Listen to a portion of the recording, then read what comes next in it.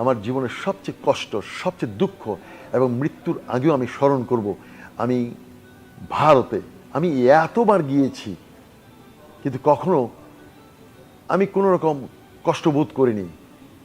কিন্তু আমি 2023-এর অক্টোবর মাসে আমি যখন কলকাতায় নামলাম, কলকাতা বিমানবন্দরে কোনো একটা কারণে আমি যখন বাংলাদেশের পরিচয় দিয়েছিলাম, তখনও কিন্তু তাদেরই প্রধানমন্ত্রী শেখ হাসিনা কিন্তু এখানে ক্ষমতায় ছিল।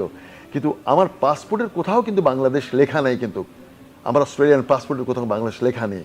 তারপরও আমি শুধু ভালোবেসে তাদের তাদের তাদের প্রতি একটা ফ্রেন্ডলি আচরণের সৃষ্টি করার জন্য এয়ারপোর্টে যখন আমি নিজেকে বললাম যে আমি অরিজিনালি ফ্রম বাংলাদেশ, আমি তিরস্কৃত হয়েছিলাম এবং অপমানিত বোধ করেছিলাম যে আমি বাংলাদেশের, যে বাংলাদেশের প্রতি তাদের এত ঘেন্না, এত ক্ষোভ আমি 2023 অক্টোবরে যেটা দেখেছি আমি জীবনে কখনো ভুলবো না। ছোট্ট ছোট্ট কিছু ভিডিও ক্লিপ আছে, দূর থেকে আরেকজনে ভিডিও করেছে।